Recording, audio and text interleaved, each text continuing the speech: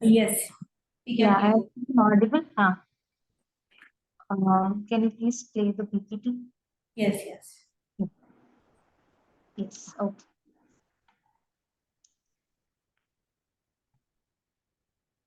Can everyone hear me? सबको सुनाई दे रहा है? Yes, ma'am. Yes, Yes, ma'am. हाँ, ठीक है। तो आप सब लोगों को हिंदी समझ में आती है ना?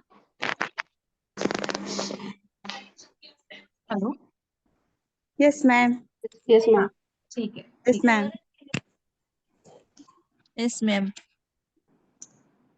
ओके, तो सबसे पहले तो सबको एक बड़ा सा थैंक यू कि आप सब लोगों ने इस कोर्स को ज्वाइन किया है, क्योंकि ये जो पैलिएटिव केयर का फील्ड है, ये मेरे लिए बहुत मेरे दिल के बहुत पास है। तो और मैं आई रियली होप कि ये सेशन मैं आपके लिए थोड़ा इंटरेस्टिंग बना सकूं कि आप यहाँ से कुछ नया लेके जा सके सब लोग। ओके, किसी ने चैट में बोला है कि आवाज थोड़ी बढ़ा दो, अभी आ रही है? Is it better? Yes, yes. ठीक है, ओके। ओके, तो पहली बात तो यह है कि आप सबका ये तो कोर्स का पहला सेशन नहीं है, तो आप सबको थोड़ी बहुत आइडिया तो आई होगी कि पैलिएटिव केयर एग्जैक्टली है क्या। कुछ बेसिक्स आप लोगों ने ऑलरेडी सीखे होंगे, तो क्या आप मुझे बता सकते हो कि ये क्या चीज है, पैलिएटिव केयर क्या है? आपको क्या लगता है? ये कोई एग्जाम नहीं है, कुछ राइट सही गलत जवाब ऐसा कुछ भी नहीं है। मैं बस जानना चाहती हूँ कि आपकी अंडरस्टैंडिंग क्या है, आप क्या समझ गए हो अब तक, सो दैट मैं वहां से आगे लेके जा सकती हूँ। तो कोई भी बता सकता है, आप चैट में भी डाल सकते हो या फिर आप अनम्यूट करके बता सकते हो, जो भी आपको लगता है कि पैलिएटिव केयर क्या है। Palliative care is a end of life care, and okay. palliative care में हम ये end of life care करते हैं और क्वालिटी ऑफ केयर देते हैं, प्लस उसमें फिजिकल, मेंटल, स्पिरिचुअल ये सब जो हेल्थ ऑफ डायमेंशन को हम देखते हुए लोगों की केयर करते हैं। तो this is all about the palliative. बिल्कुल, बिल्कुल, बहुत अच्छा। और कोई कहना चाहेगा, कुछ ऐड करना चाहेंगे आप? ठीक है, ओके। Next slide please. ठीक है, तो हम अभी डेफिनेशन की तरफ जाते हैं कि एक ऐसा ट्रीटमेंट है जिसमें हम पेशेंट और उसकी फैमिली की जैसा इन्होंने भी अभी कहा सर ने कि क्वालिटी ऑफ लाइफ सुधारने की कोशिश करते हैं। और ऐसे पेशेंट्स और उनकी फैमिलीज जो कि लाइफ थ्रेटनिंग इलनेसेस के साथ अभी जूझ रहे हैं। हमारा एम क्या है इसमें कि हमारी कोशिश यही है कि उनका जो दर्द है, चाहे वो शारीरिक हो, मानसिक हो, आध्यात्मिक हो, सामाजिक हो, ये सारे अलग अलग प्रकार के जो पेन होते हैं, तो ये सारे समझना, उनको असेस करना और उसका इलाज करना। तो ये हमारा, अगर हम डेफिनेशन की बात करें जो WHO ने हमें दिया हुआ है, तो उसके हिसाब से तो ये है पैलिएटिव केयर। तो थोड़ा सा इस डेफिनेशन से हम थोड़ा सा परे हट जाते हैं और बस थियोरेटिकली इसको अंडरस्टैंड करने की बजाय ये देखते हैं कि हम डे टू डे बेसिस पे क्या करते हैं इस फील्ड में, चाहे आप पैलिएटिव केयर में काम कर रहे हो या नहीं कर रहे हो। जबकि आप किसी भी मेडिकल फील्ड में या फिर रिलेटेड किसी फील्ड में, प्रोफेशन में हो, तो आपने जरूर लोगों को सफर करते हुए आपने देखा है, लोगों का दुख दर्द आपने देखा है। तो ऐसे इमेजिन कर लो कि आप बाहर चले गए, आपके ओपीडी में आ गए या फिर वेटिंग रूम में या फिर वार्ड में, जहां पे भी आप काम कर रहे हो, तो और आपने पेशेंट्स को देखा, तो सबसे पहला आपको क्या दिखता है जब आप पेशेंट को देखते हो? तो क्या नोटिस होता है सबसे पहले? किसी भी बीमार आदमी को आप देख रहे हो तो क्या दिखता है? कैसे समझता है कि ये दुख में है या फिर दर्द में है, पेन में है? So facial expression, sadness. बिल्कुल, बिल्कुल। तो एक पहली बात तो यह है कि कोई भी हैप्पी नहीं दिखता है ना, अनहैप्पी दिखते हैं, इमोशनली डिस्ट्रेस, डिस्टर्ब दिखते हैं लोग। कुछ रो रो रहे होते हैं, कुछ डरे हुए दिखते हैं, कुछ रेस्टलेस होते हैं, यहाँ वहां ऐसे चलते हुए दिखते हैं हमें। तो डेफिनेटली एक बात तो हम समझ रहे हैं कि ये सिर्फ फिजिकल पेन नहीं है, इसमें हमें मेंटल इमोशनल स्ट्रेस भी दिख रहा है। और ये क्वालिटी ऑफ लाइफ जो है इन लोगों की, वो जरूर ही कम हो गई है, या फिर उसमें बहुत ही बड़ा इम्पैक्ट पड़ा। जो चीजें वो पहले बहुत आसानी से कर पाते थे, वो अब नहीं कर पाते हैं। छोटी छोटी चीजें होती है जिनसे जिंदगी की क्वालिटी बढ़ती है, जिनसे खुशी मिलती है, जैसे कि शायद खुद के लिए या फिर अपने घर वालों के लिए पैसे कमा सकना, अम, जो चीजें आपको करनी अच्छी लगे, बाहर जाना हो, खेलना हो, आपके फ्रेंड्स के साथ टाइम स्पेंड करना हो, अच्छा खाना आपको जो पसंद है वो खाना हो, ये सारी चीजें बहुत छोटी लगती है हमें, पर इन सब की वजह से हमारी क्वालिटी ऑफ लाइफ बहुत बढ़ जाती है। और जरूरी इस ऐसी बीमारियां जो सालों तक चले, जिसका बहुत बड़ा असर पड़े लाइफ पे, उनकी वजह से ये सारी चीजें धीरे धीरे कम हो जाती है, या फिर पूरी की पूरी खत्म ही हो जाती है। तो palliative care is all about looking into these aspects. ये सारी चीजों पे भी हम ध्यान देंगे as palliative care professionals, along with pain and symptom management. बराबर है? तो we talk about holistic whole person care. Next slide.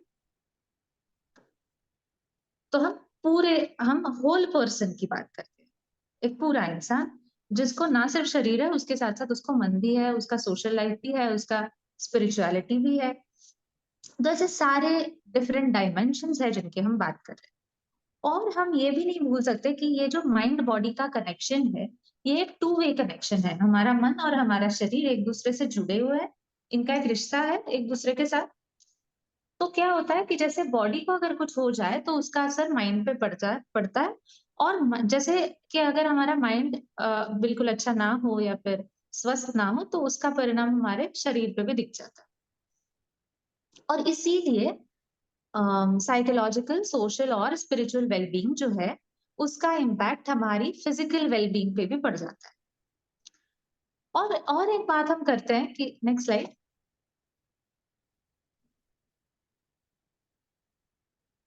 ये पैलिएटिव केयर जो है, ये सिर्फ पेशेंट तक लिमिटेड नहीं है, है ना?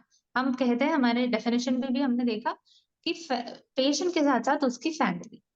तो हम केयर गिवर्स की भी केयर कर रहे हैं, पेशेंट की, उनके फैमिली की, उनके बच्चों की। तो ऐसा क्यों, हम पूरे फैमिली की जिम्मेदारी क्यों उठाएं? या फिर हमारे लिए यूनिट ऑफ केयर जो है वो पूरी फैमिली क्यों है? आपको क्या लगता है?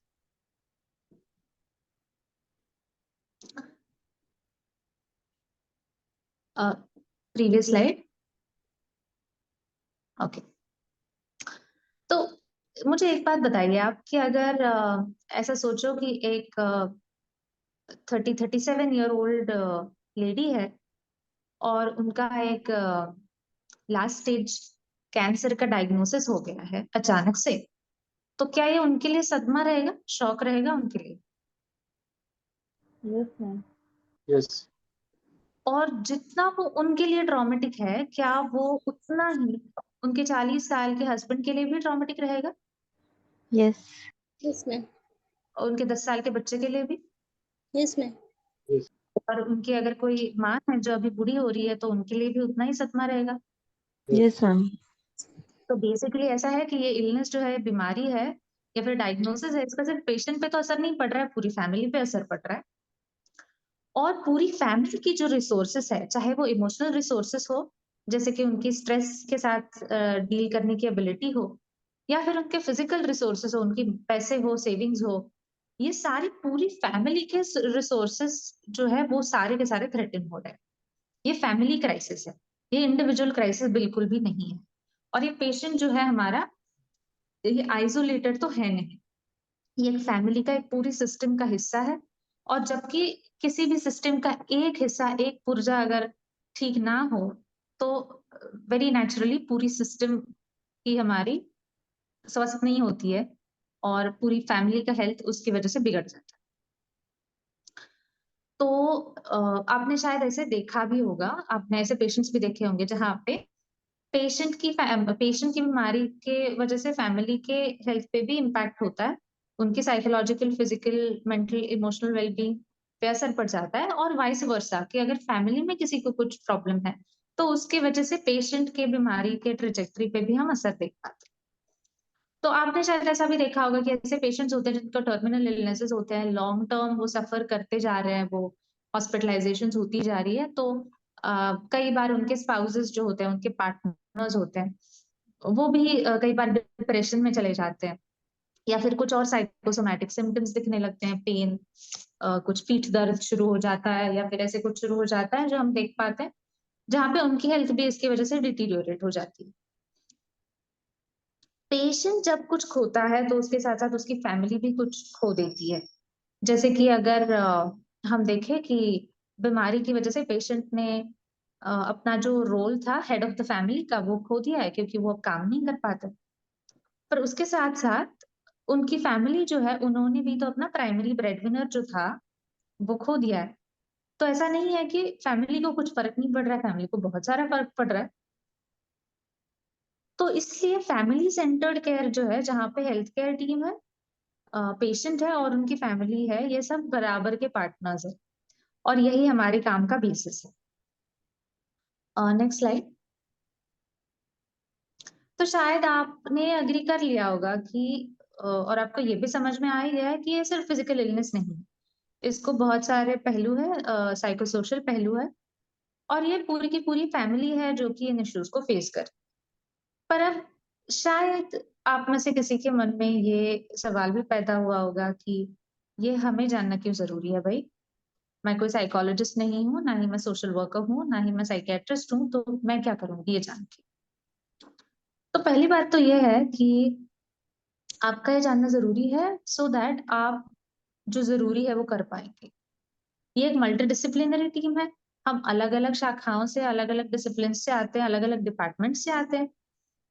तो इसलिए इन अलग अलग डिपार्टमेंट्स में क्या क्या पॉसिबल इश्यूज है जो कि आ सकते हैं, ये हम सबको जानना भी जरूरी है, सो दैट हम आइडेंटिफाई कर सके, पहली बात तो असेस कर सके, जितना हमसे हो उतना हम सपोर्ट कर सके, और अगर जरूरत हो तो उस जरूरत को पहचान के हम स्पेशलिस्ट की तरफ उनको रेफर कर सके। और हम सबके काम को एक साइकोसोशल डायमेंशन जरूर है जो कि पैलिएटिव केयर में काम करते हैं, और इससे समझना, इसको अंडरस्टैंड करना अच्छे से डेफिनेटली हमारी जो भी प्रैक्टिस है, हम जो भी काम कर रहे हैं, उसको जरूर एक स्ट्रेंथ देगा, एक अच्छे से बढ़ावा देगा। और कंसिडरिंग कि मुझे बताया गया कि आप में से कई लोग नर्सेस है ना? Yes, ma'am. ठीक है, तो कंसिडरिंग कि आप लोग नर्सेस है, आपका एक बहुत यूनिक रोल है साइकोसोशल सपोर्ट देने में पेशेंट को, क्योंकि आप जो है ना पेशेंट और फैमिली के सबसे ज्यादा करीब रहते हैं, सबसे ज्यादा कांटेक्ट में रहते हो आप, सबसे ज्यादा नजदीक रहते हो, कई बार long term day to day daily basis पे रहते हो, स्पेशली जब हॉस्पिटलाइजेशन हो।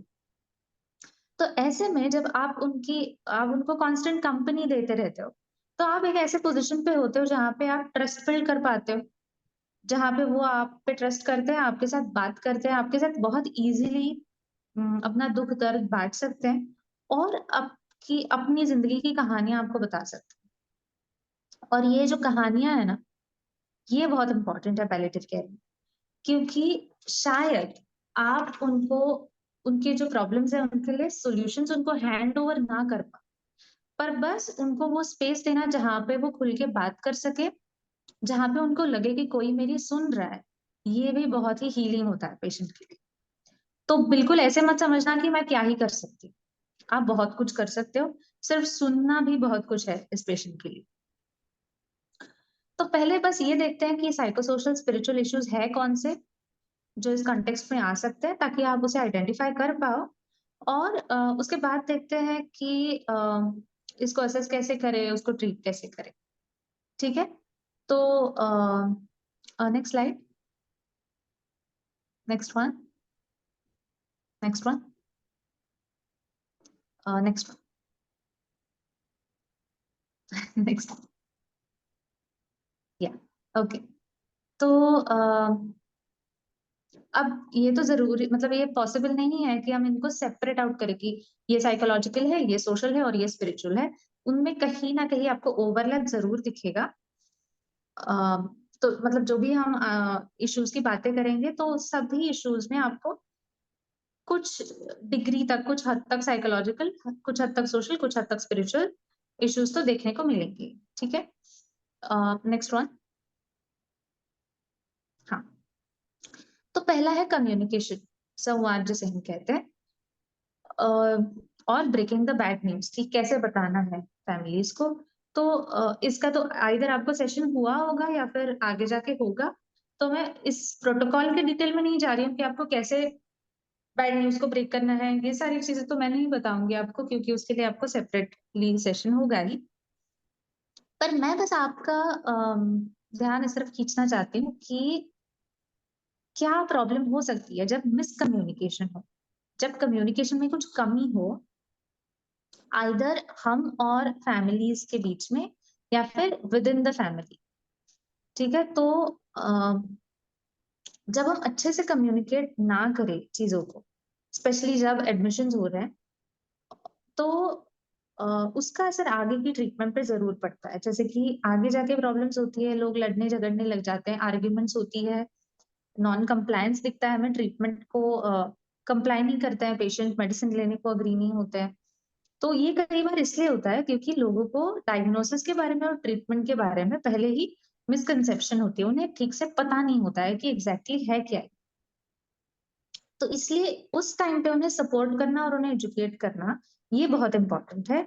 ये जानना हमारे लिए बहुत इंपॉर्टेंट है कि ये अच्छे से समझ गए हैं कि इलनेस क्या है और हम यहाँ पे क्या करने वाले हैं, एक्सपेक्टेड प्रोसेस क्या है, कि यहाँ पे हम क्यूरेटिव ट्रीटमेंट की बात नहीं कर रहे। ये उन्हें अच्छे से समझ में आ जाना चाहिए पहले ही, सो दैट कम्युनिकेशन अच्छे से हो और आगे जाके कोई प्रॉब्लम ना आए। और यहाँ पे जो भी किसी के भी कंसर्न्स होंगे, डाउट्स होंगे, सारे लोग जो कि इन्वॉल्व है, उनको अच्छे से टाइम देना और अच्छे से सुलझाना, ये भी बहुत इंपॉर्टेंट है हमारे लिए इस स्टेज पे। ये हुई बात हमारे और पेशेंट के बीच के कम्युनिकेशन की, पर उसके बजाय there is also communication issues within the family, कि फैमिली के अंदर अंदर भी कम्युनिकेशन में कुछ प्रॉब्लम हो जाना।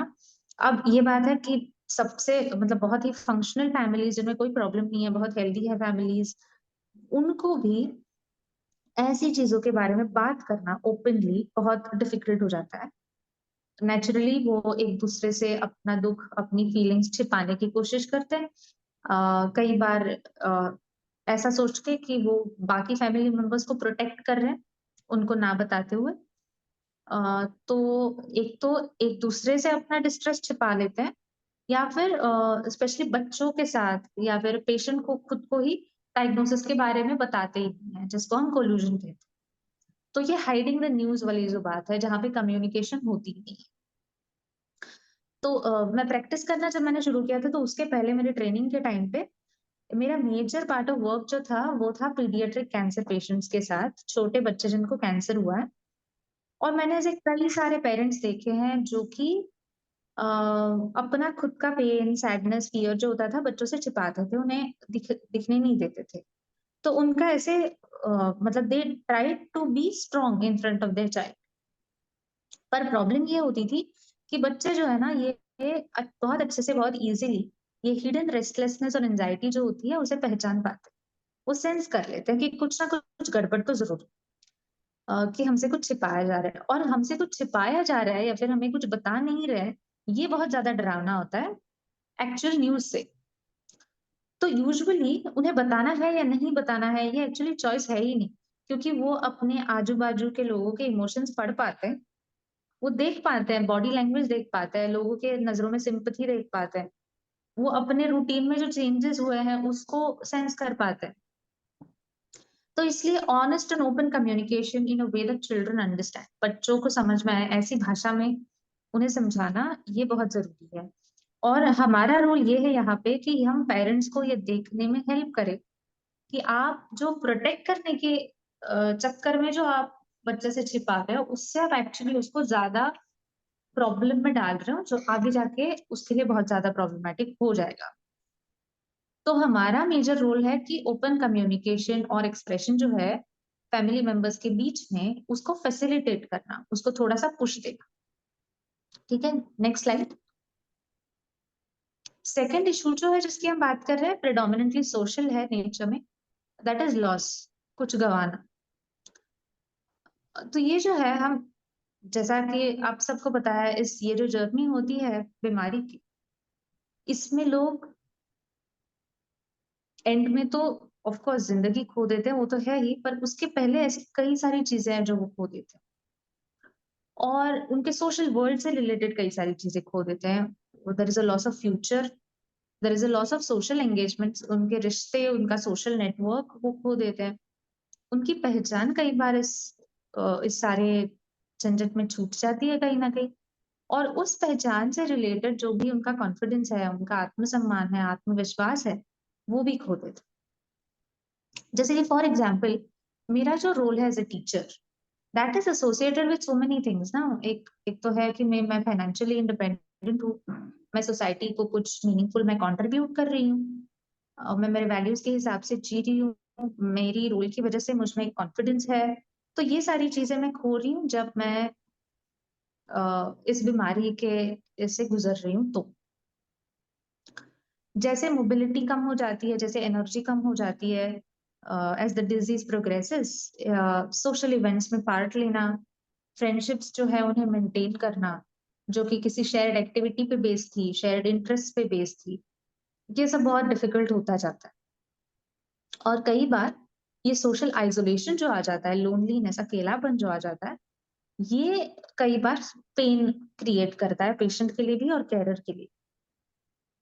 तो कुछ केसेस में ऐसा पॉसिबल होता है कि कुछ हद तक आप उन्हें उनके पहले के फ्रेंड्स हो, कलीग्स हो, उनके साथ मिलवा सकते हो, उनके साथ उनके मीनिंगफुल इंटरेक्शंस करवा सकते हो। पर कई सारों के लिए एक प्रॉब्लम ये हो जाती है कि जैसे जैसे बीमारी बढ़ती जाती है, the way they feel about themselves, उसकी वजह से एक दरार आ जाती है पेशेंट और उसके पुराने रिश्तों के बीच। मतलब उनकी पहली जो दुनिया थी और अब की जो दुनिया है, ये बहुत ही अलग बन जाती है। तो फिर से उस पुरानी चीजों से, बातों से जुड़ नहीं पाते ये लोग। उनकी पहचान कई बार इस बीमारी से इतनी जुड़ जाती है कि जिंदगी उसी के इर्द गिर्द घूमती रहती है, कि वो उस उन चीजों से कनेक्ट ही नहीं कर पाते हैं जो कि उनके पहले के फ्रेंड्स हो, पहले के रिश्तेदार जो भी है, वो जिन चीजों की बात कर रहे हैं। कई बार ये भी होता है कि उन्हें सिंपैथी अच्छी नहीं लगती है लोगों की, या फिर ये वो समझ पाते हैं कि लोग उनके साथ अच्छी न्यूज, गुड न्यूज शेयर ही नहीं कर रहे हैं, या फिर वो सिर्फ ट्रीटमेंट की ही बात किए जा रहे हैं और कुछ बात ही नहीं कर रहे हैं। तो ये सारी चीजें जो है, उनकी वजह से लोग और भी खुद में विड्रॉ हो जाते हैं, बाकी लोगों से बात नहीं करना चाहते। तो यहाँ पे एक सोल्यूशन ये है कि हम उन्हें कंप्लीटली नए सोशल ग्रुप से जोड़ दें। जैसे कि कई सारे कैंसर सपोर्ट ग्रुप्स होते हैं, केयर गिवर सपोर्ट ग्रुप्स होते हैं। तो ऐसे कुछ सपोर्ट ग्रुप्स के साथ अगर हम उन्हें जोड़ दें, तो डेफिनेटली दैट इज हेल्पफुल। क्योंकि ऐसा होता है कि लोग ऐसे लोगों से मिलना चाहते हैं, ऐसे लोगों से बांट सकते हैं अपना दुख, जो कि वैसे ही किसी सिमिलर परेशानी से गुजर रहे, तो उनके साथ कनेक्ट कर पाते हैं। और और ये सिर्फ पेशेंट के साथ नहीं होता, ये कैरर्स के साथ भी होता है, क्योंकि कैरर्स की भी तो चेंज आइडेंटिटी होती है। वो कई बार और कई सारे कमिटमेंट्स को भी कंप्लीट करने में जुड़े हुए होते हैं। कई बार उनकी लाइफ कंप्लीटली पॉज पे रखी होती है, क्योंकि वो जो बीमार है उसके नीड्स को ही आगे रखते हुए चलते हैं। पर ultimately man is a social animal. तो आपने कई बार ऐसे देखा भी होगा कि केयर गिवर्स एक दूसरे को हॉस्पिटल्स में मदद करते हैं, उनकी दोस्ती हो जाती है, वार्ड्स में एक दूसरे के साथ गप्पे लड़ाते हैं। तो ये बहुत नेचुरली होता है, बिकॉज हमारी एक सोशली कनेक्ट करने की नीड होती है, एक जरूरत होती है, जो पूरी कर पाना, उसका चांस मिलना, उसके लिए अपॉर्चुनिटी मिलना भी बहुत जरूरी है। तो ऐसे ग्रुप्स जहाँ पे उन्हें ऐसा लगे कि उन्हें समझा जा रहा है, जहाँ पे उन्हें कनेक्शन महसूस हो, ऐसे सपोर्ट ग्रुप्स से उनको जोड़ देना, ये कई बार वो सोशल पेन जो है या फिर सोशल आइडेंटिटी खोने का जो दर्द है, उसे कई बार बहुत सारा कम कर देती है। ठीक है, नेक्स्ट स्लाइड। अब ये जो चीज है अनफिनिश्ड बिजनेस, इसको देख के आपको क्या लगता है? ये वर्ड सुन के अनफिनिश्ड बिजनेस, इसको सुन के क्या लगता है कि ये क्या होगा, क्या है ये चीज?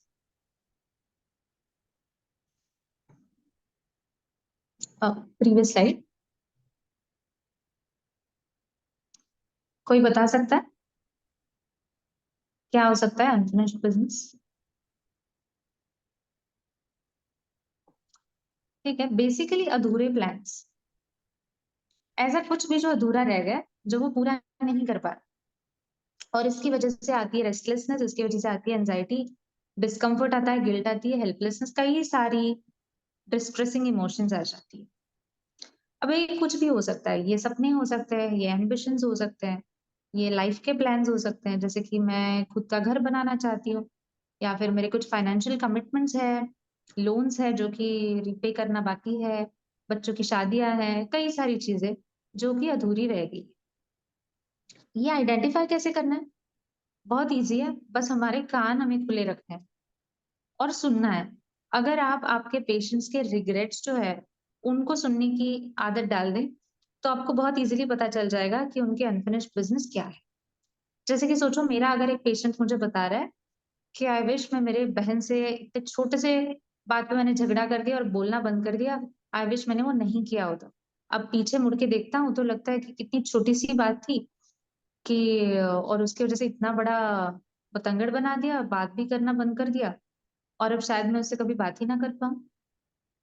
तो ये सुन के आपको क्या पता चलता है कि शायद सॉरी कह पाना, फॉरगिवनेस या फिर रिकंसिलिएशन, उसके साथ फिर से कनेक्ट कर पाना, ये एक अनफिनिश्ड बिजनेस है उनके लिए, और शायद ये करने से इस पॉइंट पे उन्हें थोड़ा सा सुकून मिल सकता है।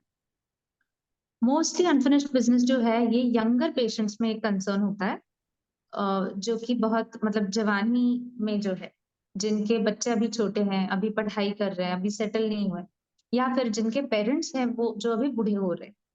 तो यहाँ पे जो है ये रिस्पॉन्सिबिलिटी के इर्द गिर्द घूमता रहता है अनफिनिश्ड बिजनेस, कि मेरी कुछ रिस्पॉन्सिबिलिटी है मेरे पेरेंट्स की तरफ, अ, और मेरे बच्चों की तरफ जो मैं पूरा नहीं कर पा, और इससे आती है बहुत सारी गिल्ट कि ना होने की उनके लिए जब उन्हें जरूरत पड़ेगी। यहाँ पे ना मैं आपको एक मेरे एक पेशेंट के बारे में बताना चाहती हूँ, जिसे हमने खो दिया। बहुत स्ट्रांग पेशेंट थी, एंड आई थिंक ये एग्जाम्पल से आपको बहुत अच्छे से पता चलेगा, ये तीनों पॉइंट्स जो कि हमने डिस्कस किया ना, कि कम्युनिकेशन, लॉस और अनफिनिश्ड बिजनेस, तीनों की बात होगी उसमें। ठीक है, तो ये पेशेंट जो है एक 30s में थी लेडी। उसका जब डायग्नोसिस हुआ तो अचानक से, मतलब उसको डायग्नोसिस के टाइम ही ऐसे ही पता चला कि ये टर्मिनल स्टेज में है, और उसके अभी कोई क्यूरेटिव ट्रीटमेंट तो है ही नहीं, पॉसिबल ही नहीं। इस पॉइंट पे ये बहुत ही सडन था, बहुत शॉकिंग न्यूज थी, क्योंकि तब तक तो बिल्कुल अच्छा चल रहा था, कोई प्रॉब्लम नहीं थी उसको, बहुत हेल्दी थी, और अचानक से अब उसको, उसकी जॉब आईटी में थी, तो अचानक से she had to face the loss of identity as a young professional, काम बंद करना पड़ा।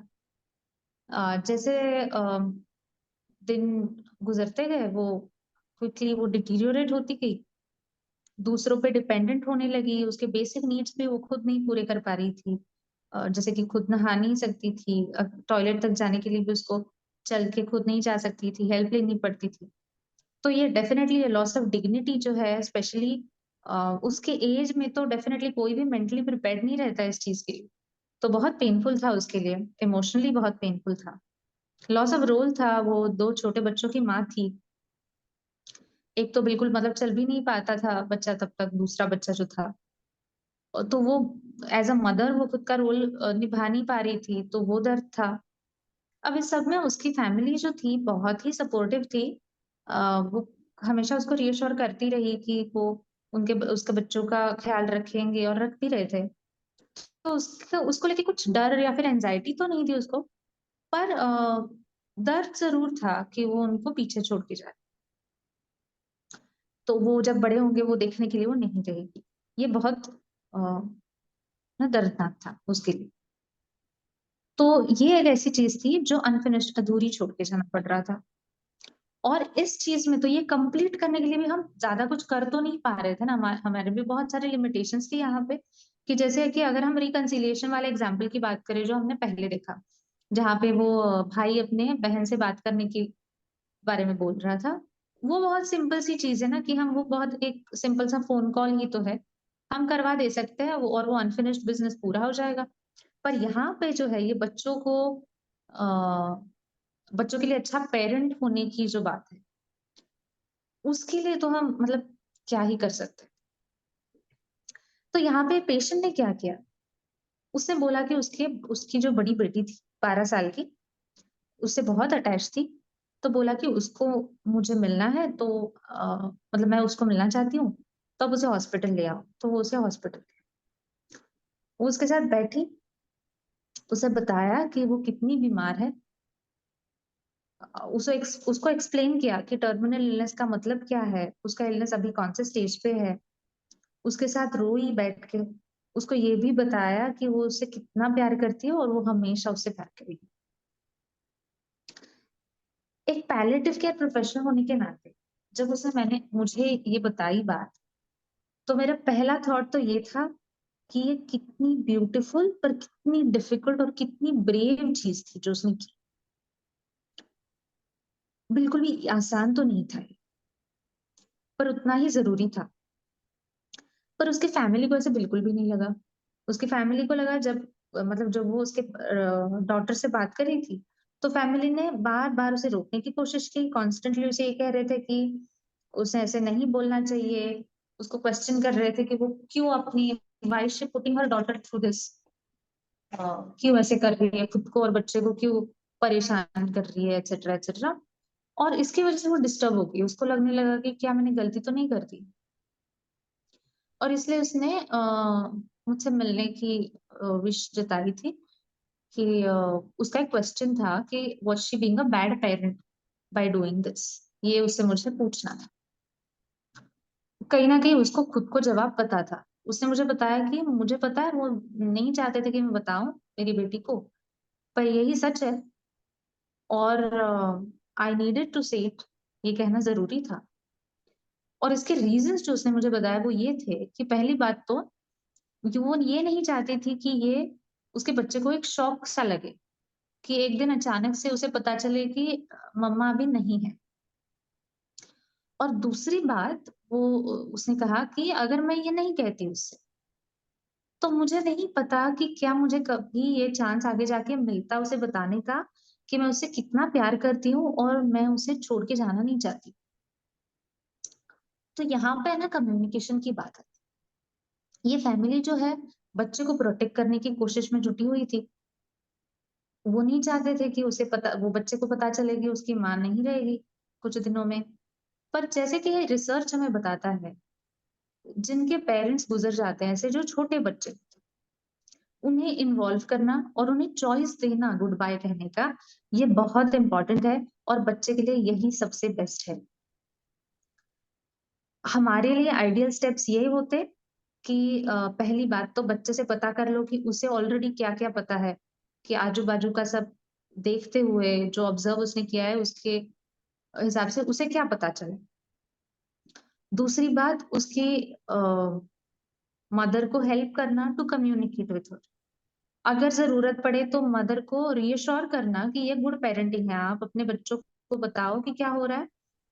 और तीसरी बात कि उसको हेल्प करना, सोर्सेस ऑफ सपोर्ट जो है उसके बच्चे के लिए कौन कौन सपोर्ट कर सकता है, उन्हें आइडेंटिफाई करने में उसकी मदद करना।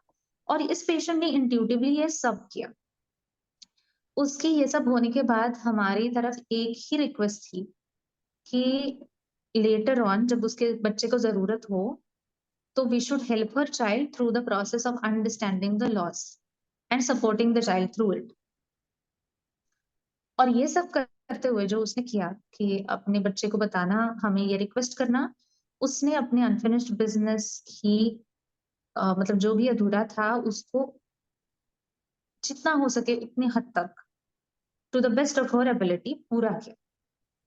और जब हमने ये वैलिडेट किया उसका decision to communicate with her child, और जब हमने अश्योर किया कि हाँ हम बात करेंगे बच्चे से, हम उसके कांटेक्ट में रहेंगे, तो वो सच में एक जेन्युइन स्माइल दे सकी हम। And that was the last I saw her. उसके बाद वो नहीं रही। कई बार फैमिलीज ऐसे कॉन्वर्सेशंस के लिए रेडी नहीं होते, पर हमारा रोल यही है कि इस कम्युनिकेशन के लिए उन्हें प्रिपेयर करना और उन्हें ये समझाना, ये दिखाना कि ये उन सब के लिए सबसे अच्छा है। तो मूविंग ऑन, सो फार हमने देखा कम्युनिकेशन, लॉस और अनफिनिश्ड बिजनेस। Next slide. अगला है फाइनेंशियल प्रॉब्लम्स, आर्थिक समस्या। ये बहुत ही प्रैक्टिकल इशू है। पर फिर भी हम इसकी कॉम्प्रिहेंसिव साइकोसोशल असेसमेंट जब करते हैं उसमें बात करते हैं इसकी। तो ऐसा क्यों?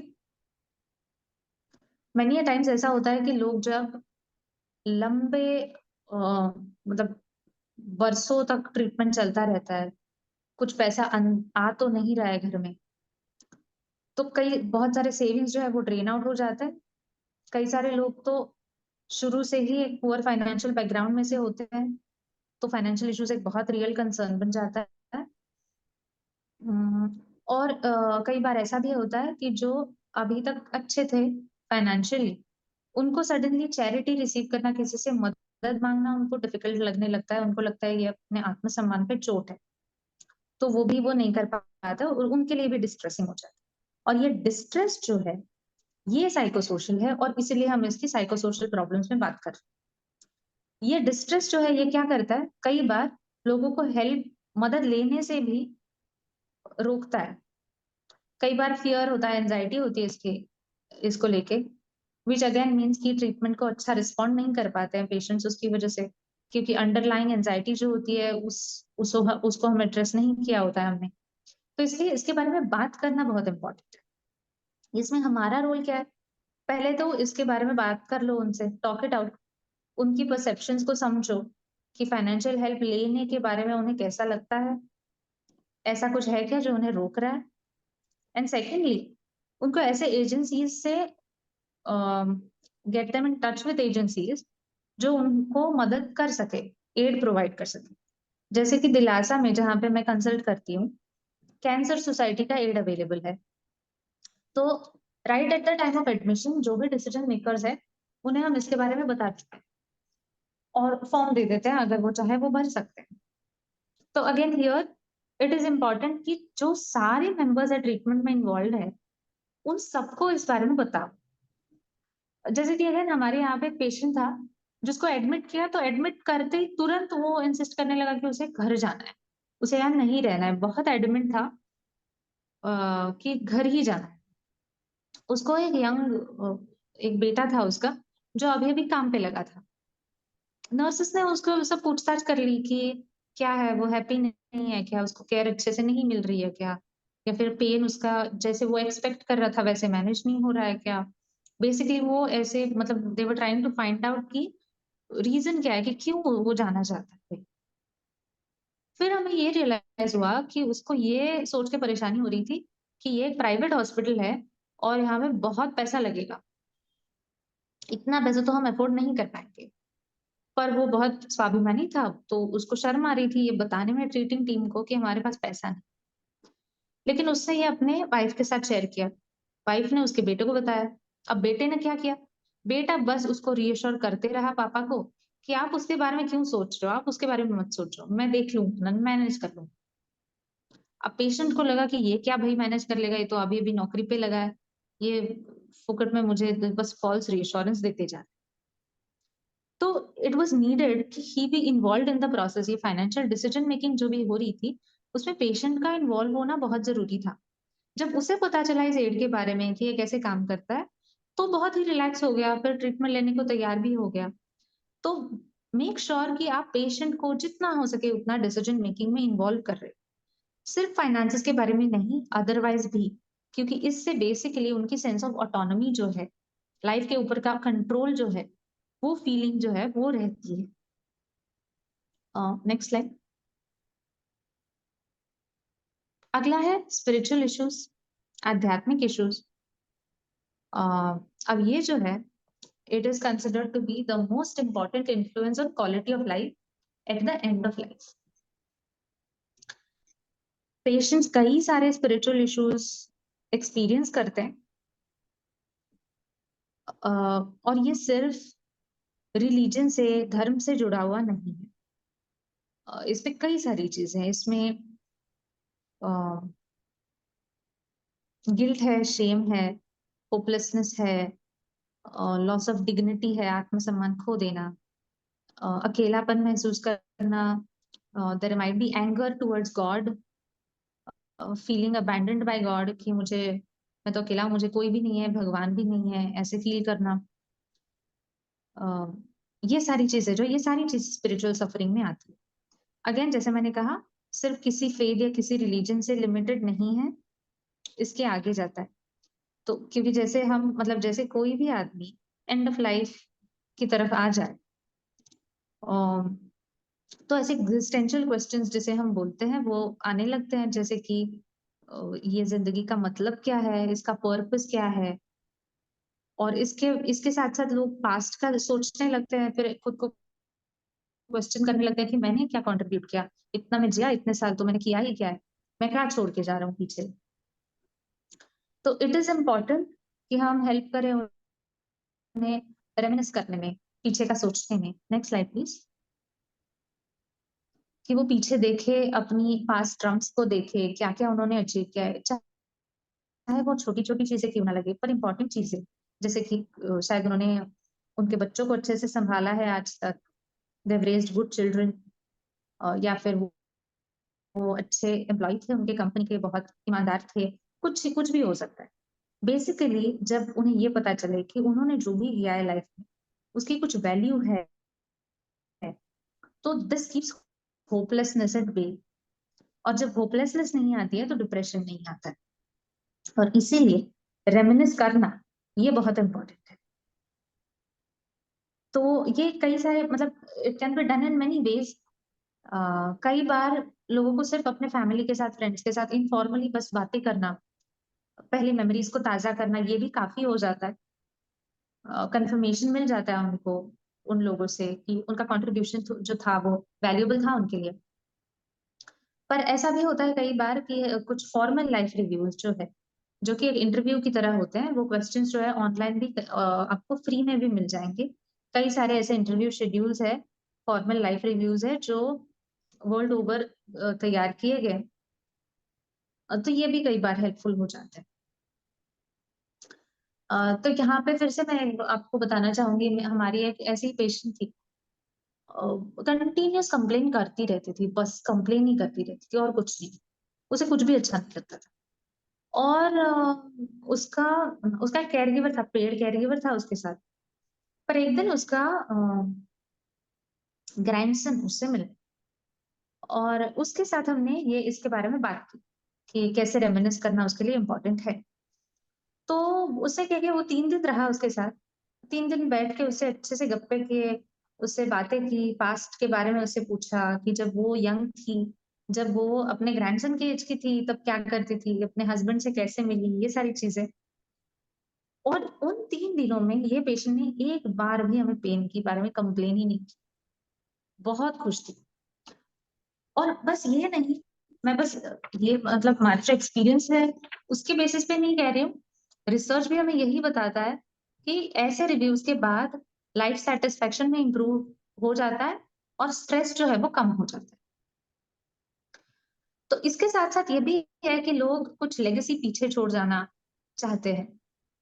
तो कई सारे ऐसे भी होंगे जिन्हें कुछ कॉन्क्रीट गिफ्ट छोड़ के जाना अच्छा लगेगा, शायद वो एक पेंटिंग हो, उनकी कुछ साड़ी हो, कुछ रेसिपी बुक हो। अगर एक उनके छोटे बच्चे हैं तो शायद वो उन्हें उनके लिए कुछ लेटर छोड़ जाना चाहे, या फिर कुछ ऑडियो या वीडियो टेप छोड़ के जाना चाहेंगे जो वो बच्चे बड़े होके देख सकेंगे। तो ऐसे कुछ करने में या फिर मेमोरी बुक्स बनाने में, जहाँ पे वो पिक्चर्स टिक करके, मैसेजेस लिख के, कुछ छोटे छोटे सोवेनियर्स लगा के ऐसे कुछ मेमोरी बुक बना सकते हैं। ऐसा कुछ पर्सनल जो वो अपने लोगों के लिए, अपने लव्ड वंस के लिए पीछे छोड़ के जा सके। और ऐसे में अगर आपके पास इंटर्न्स हो, आपके पास नर्सिंग स्टूडेंट्स हो जो इंटर्न कर रहे हैं, तो वो आपको डेफिनेटली इसमें हेल्प कर सकते हैं, ऐसी कुछ चीजें पेशेंट के साथ बैठ के बनाना। और ये इम्पोर्टेंट इसलिए है, आप बस ये सोच के देखो कि अगर कोई ऐसा जो आपके बहुत पास, आपका बहुत लव्ड वन कोई आपको छोड़ के गया हो आज तक, और अगर उन्होंने कुछ अपना पर्सनल आपके लिए रखा होता, जैसे आपको ये पता चलता कि आप उनके लिए कितने खास हो, तो वो चीज आपके लिए कितनी प्रेशियस होती, कितना मायने रखती। तो डेफिनेटली ऐसा कुछ तैयार करने में अपने पेशेंट की मदद करना, ये डेफिनेटली इंपॉर्टेंट है।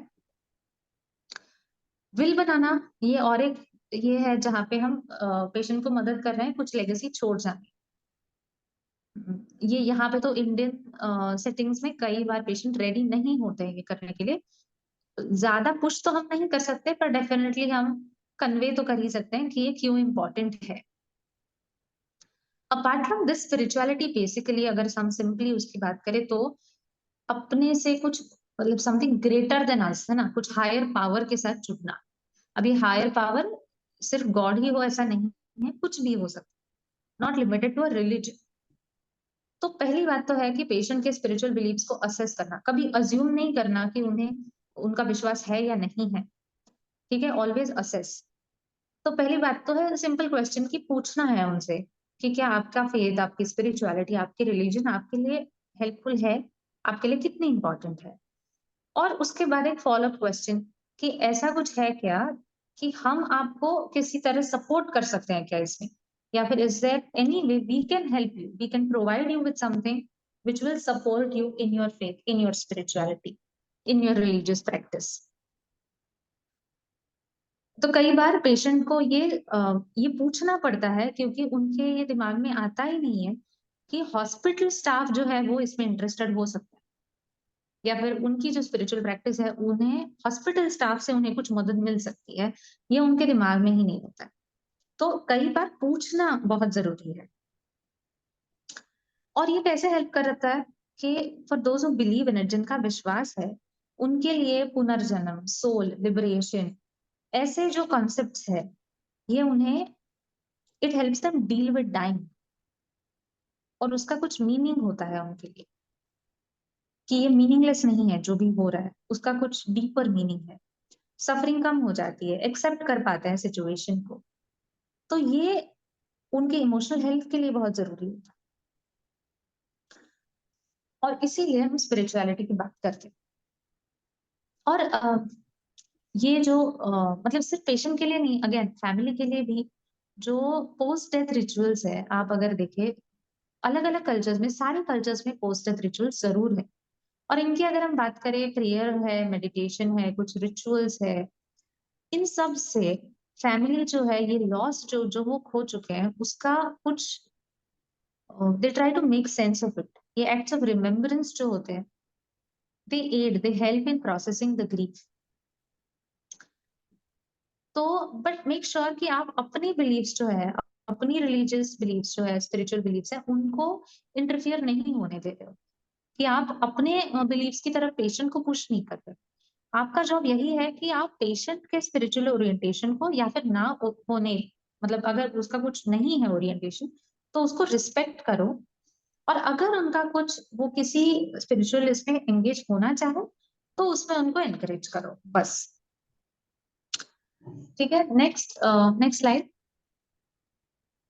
Next one. अगला इश्यू है ग्रीफ एंड बेरीडमेंट, गम, किसी अपने को खोने का दुख, है ना। तो ये तो इनएविटेबल है कि होना ही है। पर अगर देखो तो ये एक एडेप्टिव एडजस्टमेंट प्रोसेस है, ये हमें हेल्प करता है कि ये पेनफुल तो होता है, पर जब हम इससे गुजरते हैं तभी हम फिर से नॉर्मल हो पाते हैं। और अगर अच्छे से सपोर्ट अवेलेबल हो, और तो ये नॉर्मली ये फेज जो है ये चला जाता है, कुछ प्रॉब्लम नहीं आती यहाँ पे। तो इंटरवेंशन हमेशा लगता है ऐसा बिल्कुल भी नहीं है। मेजोरिटी लोगों के लिए तो नहीं लगता है, उनकी जो पर्सनल रेजिलियंस होती है काफी होती है नॉर्मल एडेप्टेशन के लिए, क्योंकि नॉर्मल ग्रीफ जो है ये पैथोलॉजिकल बिल्कुल भी नहीं है। तो नेक्स्ट स्लाइड। जैसे पेशेंट और फैमिली पैलिएटिव केयर की जर्नी से गुजरती है, तो हम देखते हैं कि क्लिनिकल फेजेस ऑफ ग्रीफ होता है कि पहला एंटिसिपेटरी ग्रीफ होता है, फिर एक्यूट नॉर्मल ग्रीफ रिएक्शन होता है जब इमीडिएट न्यूज ऑफ डेथ आती है तब, और फिर आता है कॉम्प्लिकेशंस ऑफ बेरीडमेंट। किन किन केसेस में, सभी केसेस में आता है, ऐसा नहीं। तो नेक्स्ट स्लाइड। सबसे पहले तो देखते हैं कि नॉर्मल ग्रीफ क्या होता है, ताकि हम विल मेक श्योर कि हम इसको पैथोलॉजाइज नहीं कर रहे हैं, हम इसको प्रॉब्लम की लेंस से नहीं देख रहे हैं, ये नॉर्मल है, ये होना ही। तो पहला तो है कि नॉर्मल ग्रीफ में होता क्या है, इमोशनल वेव्स ऑफ डिस्ट्रेस आते हैं, क्राइम होता है जो अवॉइड ही नहीं कर पाते हैं आप। जो गुजर चुके हैं उनके बारे में थिंक करना कंटिन्यूअसली, कंसंट्रेशन कम हो जाना, कई सारे सोमैटिक सिम्टम्स दिखने लगते हैं, जैसे कि रेस्टलेसनेस है, नंबनेस है, वेट लॉस, फटीग, ऐसे कई सारे प्रॉब्लम्स होते हैं। बिहेवियरल सिम्टम्स होते हैं, जैसे कि सोशल विड्रॉल, किसी से बात नहीं करना, ये सारी चीजें ये नॉर्मल है। यहाँ पे हमें बस एक सपोर्टिव प्रेजेंस होना है, उन्हें ये बताना है बस कि अगर उन्हें कभी भी हेल्प की जरूरत पड़े तो हम यहाँ पे जरूर हैं उनके लिए। और अगर अबनॉर्मल कुछ दिखे तो ही इंटरवेंशन की जरूरत होती है। Next slide. तो ये अबनॉर्मलिटीज क्या है वो देखते हैं पहले। ये एंटिसिपेटरी ग्रीफ जो मैंने बात की थी, एंटिसिपेटरी ग्रीफ जो है ये मृत्यु से पहले आती है, before death, just from the expectation कि ये होने वाला है, लोग पहले से ही ग्रीविंग शुरू कर देते हैं। अब यहाँ पे डिफिकल्टीज क्या होती है कि कोपिंग इम्पेयरमेंट हो जाती है, लोग अच्छे से कोप नहीं कर पाते हैं जो भी चल रहा है उससे, ट्रीटमेंट जो भी चालू है उससे। फैमिली मेंबर्स कई बार ऐसा कर देते हैं कि सीरियसनेस को डिनाई ही कर देते हैं क्योंकि वो ग्रीफ में होते हैं, या फिर विड्रॉ हो जाते हैं, या फिर गुस्सा कर देते हैं। हमारा रोल यहाँ पे ये है कि उन्हें उनकी फीलिंग्स को ओपनली एक्सप्रेस करने में मदद करना, और उन्हें ये रिकग्नाइज करने में हेल्प करना कि ये एक प्रोसेस है, आपको अभी अभी गुड बाय कहने की जरूरत नहीं है, आपके पास अपॉर्चुनिटीज है कि आप इस पेशेंट की जिंदगी को सेलिब्रेट करें, आप अपनी ग्रैटिट्यूड को एक्सप्रेस करें, आप जो भी अधूरा आपका रह गया है उसे पूरा करने की कोशिश करें। इन सारी चीजों के लिए टाइम है, ये उनको समझाना ये बहुत जरूरी है एंटिसिपेटरी ग्रीफ के स्टेज में। नेक्स्ट नेक्स्ट वन, अगला है कॉम्प्लिकेटेड ग्रीफ। कॉम्प्लिकेटेड ग्रीफ जो है ये एक पैथोलॉजिकल आउटकम है जहाँ पे हम सभी मतलब साइकोलॉजिकल, सोशल, फिजिकल सभी इसमें प्रॉब्लम्स हम देख पाते हैं। ये प्रोलॉन्ग्ड ग्रीफ है। अगर सोचो कि 6 महीने के बाद भी there is still difficulty accepting the loss, तो फिर कुछ ना कुछ प्रॉब्लम जरूर है। और यहाँ पे दिस इज एसोसिएटेड विथ ना कि बस poorer physical mental health outcomes पर ऑल्सो सुइसाइडिलिटी। तो ये यहाँ पे एक्टिव इंटरवेंशन की जरूरत है। यहाँ पे एक एक प्रीवियस स्लाइड, एक बात है कि इनहिबिटेड और डिलेड ग्रीफ जिसे हम कहते हैं कि ये एक अवॉइडेंट फॉर्म ऑफ ग्रीफ है, कॉम्प्लिकेटेड ग्रीफ का ही एक पार्ट है, जहाँ पे हम देखते हैं कि बिल्कुल नॉर्मल सा लगता है पर मतलब पोस्ट डेथ आदमी बिल्कुल नॉर्मल रहता है, कुछ रिएक्ट नहीं करता है, एकदम नॉर्मल बिहेव करता है, और अचानक से लेटर ऑन वो ग्रीफ उभर के आ जाता है। And next is disenfranchised grief, hidden sorrow बोलते हैं जिसे, कि ये ऐसी ग्रीफ है जो कई सारे लोग सोशल परमिशन नहीं होती है उन्हें वो एक्सप्रेस करने के लिए। जैसे कि सोचो एक्स्ट्रा मैरिटल रिलेशन हो या फिर होमोसेक्सुअल पार्टनर्स हो जो कि जिनको सोसाइटी में एक्सेप्टेंस नहीं है और वो ग्रीफ अपना एक्सप्रेस नहीं कर पा रहे। Next slide. अगला है साइकोलॉजिकल इश्यूज, मानसिक प्रश्न कई सारे हैं, कॉमनली हम सबको पता है ये, कुछ एंजाइटी हमें पता है, डिप्रेशन पता है, बॉडी इमेज इश्यूज तो हमें पता है, पर इन सबको हम एक अम्ब्रेला टर्म के अंदर डाल सकते हैं जिसे हम डिस्ट्रेस बोल सकते हैं, कि एक अनप्लेजेंट इमोशनल एक्सपीरियंस जो हमारी कोपिंग एबिलिटी में इंटरफियर कर रहा है, राइट। Next slide. अब यहाँ पे प्रॉब्लम ये होती है कि कई बार साइकियाट्रिक डायग्नोसिस हो नहीं पाती है, फिर डिफिकल्ट हो जाती है क्योंकि साइकियाट्रिक सिम्टम्स जो होते हैं वो और मेडिकेशन के साइड इफेक्ट या फिर डिसीज प्रोसेस इटसेल्फ बहुत ही सिमिलर हो जाता है, तो हम डिफरेंशिएट नहीं कर पाते हैं कि ये साइकियाट्रिक प्रॉब्लम की वजह से हो रहा है या सिर्फ मेडिकेशन की या फिर डिजीज की वजह से हो रहा है। Next slide. तो यहाँ पे टेबल मैं दे रही हूँ, या आप बाद में भी रेफर कर सकोगे, आपके साथ पीपीटी शेयर हो जाएगी। तो यहाँ पे आपको जो 3 मेजर कैटेगरीज हमें कॉमनली देखने को मिलती है पैलिएटिव केयर में, इनको कैसे डायग्नोज करना है, इनके मेजर फीचर्स क्या है, क्या आप रूल आउट कर सकते हो, ये सब इसमें दिया हुआ है। डिप्रेशन, एंजाइटी और एडजस्टमेंट डिसऑर्डर, तो ये आप जरूर अपने प्रैक्टिस में आप यूज कर सकते हो। Next slide. इसके साथ साथ ना कई सारे ऐसे छोटे जल्द आप स्क्रीनिंग कर सको ऐसे टूल्स भी निकाले हैं कई सारे लोगों ने, तो उसमें से ये एक है कि डिस्ट्रेस थर्मोमीटर जिसे हम बोलते हैं, इसको भी आप यूज कर सकते हो, ये फ्रीली ऑनलाइन भी अवेलेबल है। Next slide. कई सारे क्लिनिशियन रेटिंग स्केल्स भी है, जैसे कि बीडीआई है, एडिनबर्ग डिप्रेशन स्केल है, आप जो भी अवेलेबल है उनमें से कोई भी स्केल अब बिल्कुल यूज नहीं करना है आपको, क्योंकि जो नॉर्मल डिप्रेशन में काम आता है वो हर एक स्केल तो पैलेटिव केयर में उतना ही वैलिड नहीं होता है। तो जो मैंने यहाँ पे स्लाइड पे जो मेंशन किया है उसको आप डेफिनेटली यूज कर सकते हो। सबसे सिंपल और सबसे इफेक्टिव है डायरेक्टली पेशेंट को पूछना कि क्या आपको निराश या फिर उदास लग रहा है। सबसे इजीएस्ट और सबसे रिलायबल है ये रिसर्च के हिसाब से। Next slide. और रिपोर्ट करो। शायद आप डिफरेंशिएट नहीं कर पाओगे कि ये डिप्रेशन है, ये डिप्रेशन नहीं है, पर आपको ये तो जरूर समझ में आएगा कि ये साइकोलॉजिकल इशू लग रहा है। तो आप नॉन सोमैटिक सिम्टम्स जो है उस पे फोकस करो। जैसे कि डिप्रेशन में सेल्फ इमेज पे असर पड़ेगा, वो हंसी नहीं पाएंगे, सोशल विड्रॉवल होगा, इन सारी चीजों पे ज्यादा फोकस करो। और अगर इसमें से कुछ भी आपको दिखाई दे रहा है, शायद वो डायग्नोजेबल हो या फिर ना हो, क्लिनिकली सिग्निफिकेंट हो या ना हो, it is always better to be safe than sorry. तो आप रिपोर्ट जरूर करो।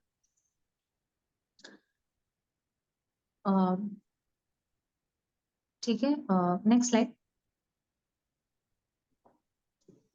और इन सबसे आगे जाके अगर आप एक्चुअली देखो सचमुच में, तो here are some final pointers about आपके पेशेंट्स की नीड, कि आपके पेशेंट्स को सच में किसकी जरूरत है।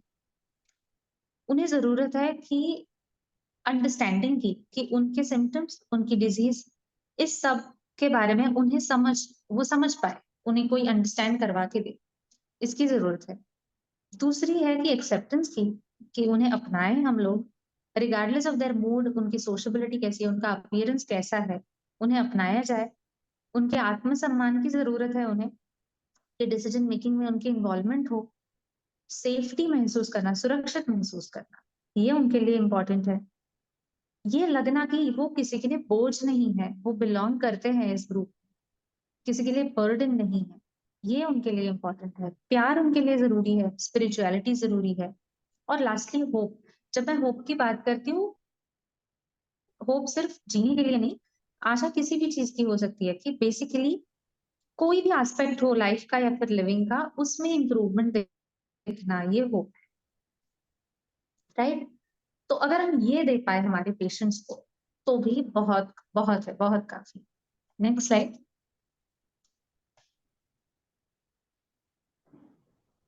Next slide. और ये कुछ फाइनल डूज एंड डोंट्स है कि क्या करना है क्या नहीं करना है। सबसे पहला तो ऑनेस्ट रहना है हमें, उनका विश्वास कभी तोड़ना नहीं, झूठे प्रोमिसेस नहीं करने हैं, झूठी इंफॉर्मेशन नहीं देनी है, सच्ची इंफॉर्मेशन देनी है, क्लियर इंफॉर्मेशन देनी है, इनफ इंफॉर्मेशन देनी है। उनके राइट्स को रिस्पेक्ट करना है कि वो खुद के डिसीजन खुद लेंगे, प्रेशर नहीं करना है उन्हें कुछ भी करने के लिए, अपने खुद के बायसेस को बाजू में रखना है, उन्हें जज नहीं करना है उनके एक्शंस और फीलिंग्स के लिए। उन्हें ये क्लियरली बताना है कि अगर उन्होंने अभी हेल्प लेने में ना भी कहा, तो भी अगर उन्हें फ्यूचर में जरूरत पड़े तो वो कभी भी हमारी मदद ले सकते हैं। अपने खुद के इश्यूज के बारे में, ट्रबल्स के बारे में उनसे बात नहीं करनी है। कॉन्फिडेंशियलिटी इंश्योर करनी है कि जो जो भी बात करे, जो भी बताए, वो कॉन्फिडेंशियल है, प्राइवेट है, हम उसकी इज्जत करते हैं, रिस्पेक्ट करते हैं। और उन्हें प्रीच नहीं करना है, लेक्चर नहीं देना है, फिलोसोफाइज नहीं करना है, या फिर अपने खुद के रिलीजियस पर्सपेक्टिव्स उन पे थोपने नहीं। तो आप जैसा देख सकते हैं, next slide. Most of these needs, ये जो है ना, कि ये जरूरतें पूरी करने के लिए आपको किसी बहुत टेक्निकल एक्सपर्टीज की जरूरत नहीं है। जरूरत है तो बस नॉन जजिंग कंपैशनेट साथी होने की, जो इस कठिन यात्रा में उनके साथ चल सके, और जो ना कि सिर्फ उनके लाइफ में डेज ऐड करने की कोशिश करे, पर उनके जो भी डेज बाकी है उनमें लाइफ कैसे वो सबसे अच्छे से जी सकेंगे, उसके लिए कोशिश करें। ऐसे साथी की जरूरत है, और वो साथी आपको बनना है, बस। Thank you. कोई भी क्वेश्चंस अगर आपको है, कोई डाउट्स है, तो आप जरूर पूछ सकते हो। और आई थिंक हमारे केस भी है जो लेना है। Thank you Mugdha ma'am. Case presentation है। I would like to invite Merilina Kumar, A&M staff nurse, Chinchpada Christian Hospital, for the case presentation.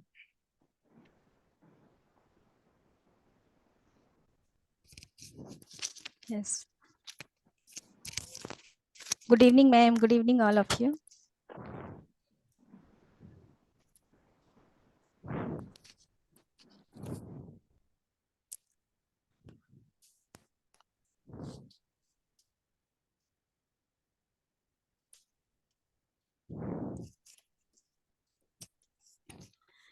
My name is Merlina Kumar and I am A&M nurse and I am working in Chinchpada Christian Hospital, and today is my case presentation, and my case presentation is on buccal carcinoma. Age 45 years, gender male, diagnosis buccal carcinoma. 45 years old gentleman with complaint of swelling over the left angle of mandible for 8 month, ulcer in the left side of mouth, fever since 8 months along with night sweats, loss of weight and loss of appetite for 8 months. Mr. J presented with history of ulcer in the oral cavity and swelling in the left submandible for 8 months. He also developed a ulcer in the left gingivobuccal sulcus, which increased with loss of appetite and loss of weight. He is a chronic tobacco chewer. He underwent biopsy and the reports were received at hospital. The report shows buccal carcinoma. It was decided to call and inform the patient relatives son about the diagnosis since they had not come in the time of review. On talking to the son, he said not to inform his father and the diagnosis. He was told to bring his father to the hospital at the earliest. In the hospital, both the son and father were spoken and explained the need to be informed about the diagnosis, and then it was revealed to the patient.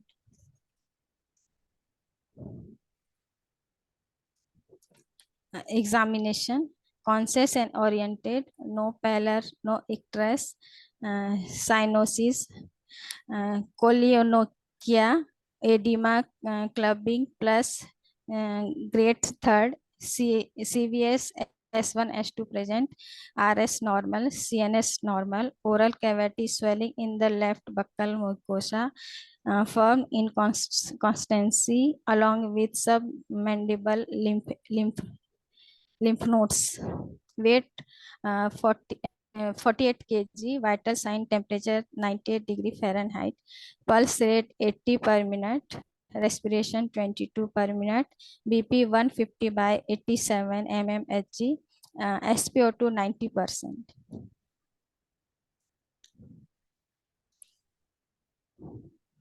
Treatment and significant investigation: CBC, HB is 12.4 gram, TC is 7,980,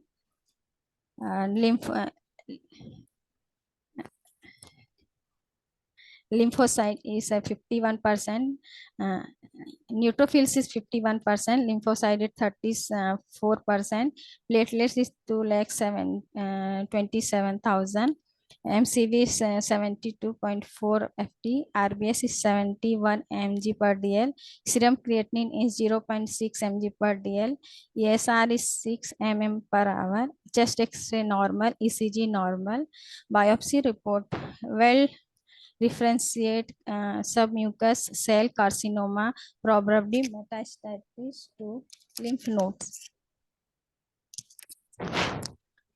Psychological accept: fear and anxiety about disease concern, fear of separation from belongingness, social isolation, lack of self-esteem, stress, feeling of hopelessness, loneliness, depression, fear of death. Medication: teflizil 400 mg per oral TDS, tab paracetamol 500 mg per oral TDS, tab amlodipine 5 mg per oral OD, tab B complex 1 tablet per oral OD, Listerine mouthwash twice daily.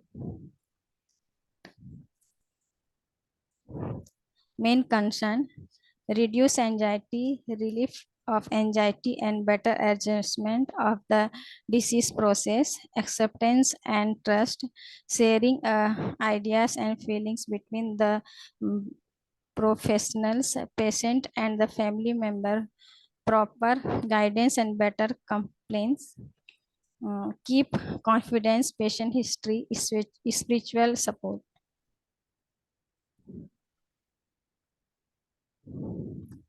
Summary: Mr. J, 45-year-old farmer from a Christian family.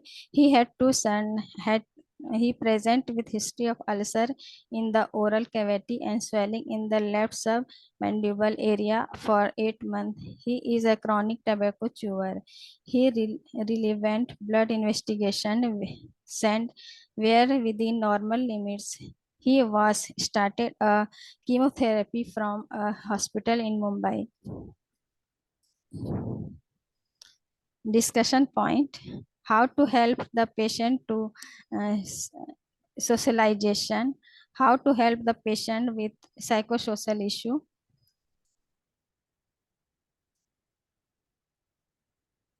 Thank you.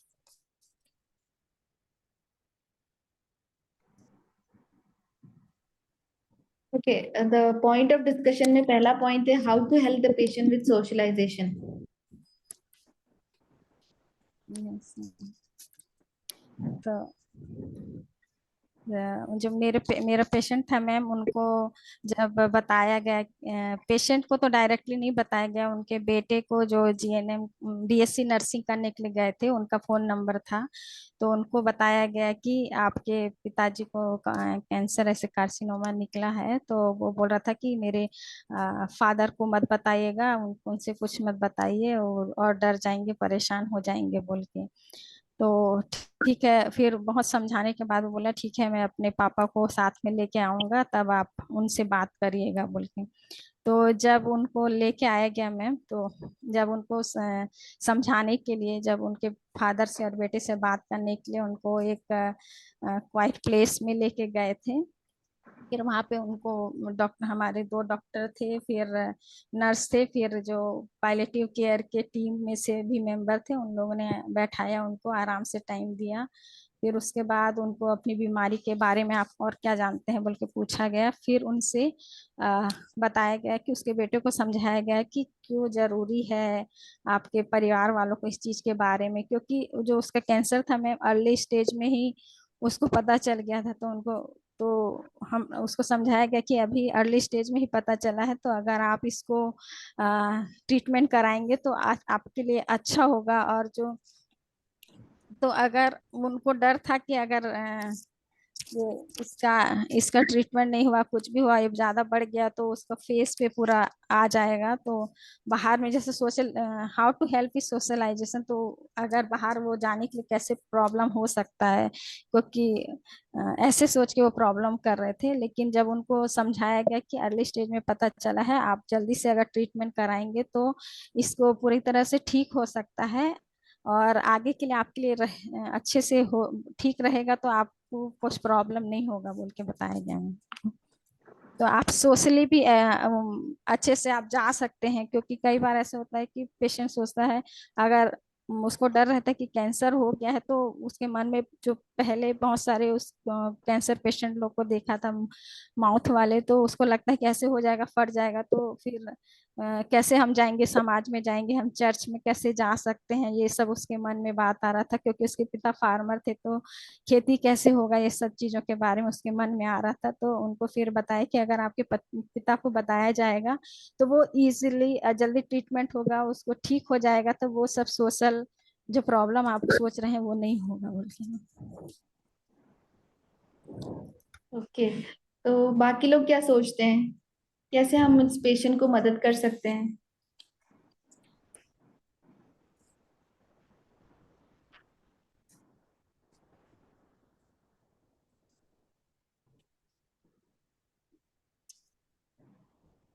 और कोई कुछ नहीं बोलना चाहेगा?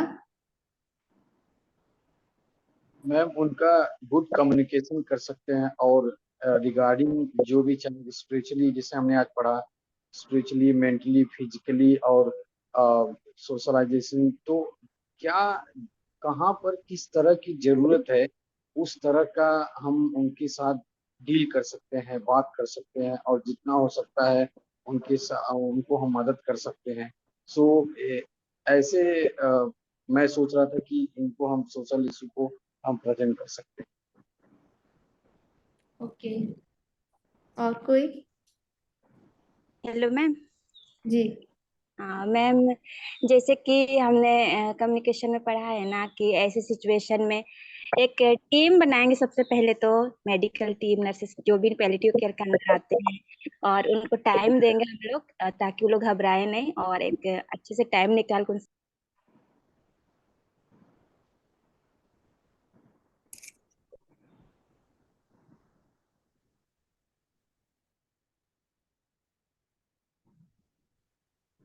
जी बोलिए। Hello. हाँ ये बोलिए। आ, मैं ये बोलना चाहती हूँ, जैसे कि हाँ इन्होंने कहा कि ये क्या बोलते हैं, सबसे पहले मैम टीम हम लोग बनाएंगे।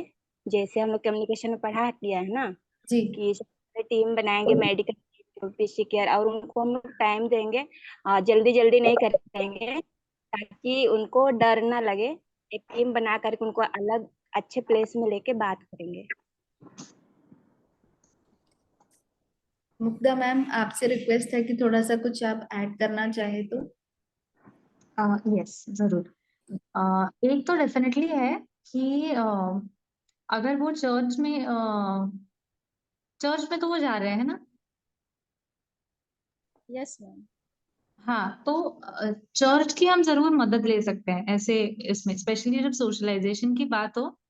चर्च उनके लिए एक बहुत अच्छा सपोर्ट ग्रुप बन सकता है, जहाँ पे वो कंफर्टेबली, मतलब उनका जो भी पेन है, जो भी है, वो शेयर कर सकते हैं इमोशनली भी। अगर उनको कुछ डर है, ये है, तो वो वहां पे शेयर कर सकते हैं, और वहां पे उन्हें स्ट्रेंथ भी मिल सकती है। स्पेशली अगर उनका फेथ है, वो विश्वास करते हैं, तो डेफिनेटली चर्च से मदद मिलना उनके लिए बहुत ही, मतलब, इम्पोर्टेंट हो सकता है, कि जहां से उनको पॉजिटिविटी मिल सके, और जिसकी वजह से वो जो डर के, अभी जैसे आपने कहा ना वो, कि वो डर रहा है कि ऐसा होगा वैसा होगा, तो ये डर कम करने में भी स्पिरिचुअल प्रैक्टिस की, और उसके साथ साथ अगर चर्च में कोई ग्रुप्स है, कुछ ऐसे अगर कुछ काम चर्च में हो रहा है, तो उसकी भी उन्हें मदद हो सकती है, पेशेंट को आपके। जी मैम, थैंक यू। तो इसी में ये कवर हो गया। नेक्स्ट हमारा पॉइंट ऑफ डिस्कशन यही था कि how to help the patient with psycho social issues. So mentally अगर लाइक साइकोलॉजिकली अगर पेशेंट को मानसिक रूप से अगर वो जो डर है, अगर डिजीज कंडीशन फर्स्ट स्टेज में रोल आउट हो गया है, तो कैसा जो डर था उनके मन में, उसको अगर हमने कम्युनिकेशन के थ्रू प्रॉपरली एड्रेस कर लिया, तो वो ऑटोमेटिकली साइको सोशल एस्पेक्ट वहां पे रिजॉल्व हो रहा है। तो सोशली प्लस मैडम ने जैसे कहा कि चर्च के थ्रू अगर सपोर्ट लेंगे तो भी अगर पहले मन में जो क्वेश्चंस है, मन में जो क्वेरीज है कि मुझे ये बीमारी हो गई है, तो वो किससे हद तक मैं इसे आगे बढ़ा पाऊंगा, है ना, उसको लेके मुझे कितने दिन तक सफर करना पड़ेगा, सफरिंग, क्योंकि कैंसर रिलेटेड उन्होंने बहुत कुछ सुना होगा कि कैंसर में बहुत पेन होता है, बहुत ज्यादा चीजें हैं, आगे जाके पता नहीं क्या होगा, मैं बोल भी पाऊंगा, खा भी पाऊंगा। तो बहुत सारा ऐसे दिमाग में क्वेश्चंस रहेगा। अगर वो सारे क्वेश्चन का उन्हें आंसर मिल जाता है, तो ऑटोमेटिकली वो साइकोलॉजिकल एस्पेक्ट उनका क्लियर होके वो सोशलाइजेशन उनका ऑटोमेटिकली रहेगा, राइट। तो ये था हमारा आज का प्रेजेंटेशन। होप कि आपको साइको सोशल इश्यूज के बारे में अच्छे से समझ में आया। कोई भी क्वेरी हो तो आप व्हाट्सएप ग्रुप में डाल सकते हैं, नहीं तो जो भी नंबर आपके पास यहाँ पे अपने फैकल्टी का अवेलेबल है, आप उनसे पूछ सकते हैं। Okay. Thank you ma'am. Okay, so अगर आपको कोई डाउट हो तो आप पूछ सकते हैं। मैडम हमारे पास हैं, अभी भी ज्वाइंट है, मैडम से पूछ सकते हैं। कोई क्वेश्चन सेशन रिलेटेड हो तो आप पूछ सकते हैं।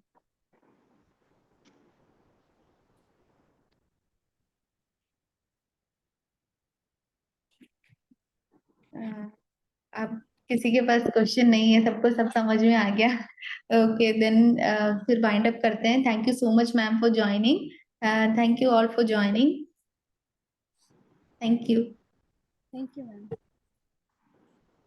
Thank you so much, Mr. Ma'am, for joining. And thank you all for joining for today's session. Thank you so much.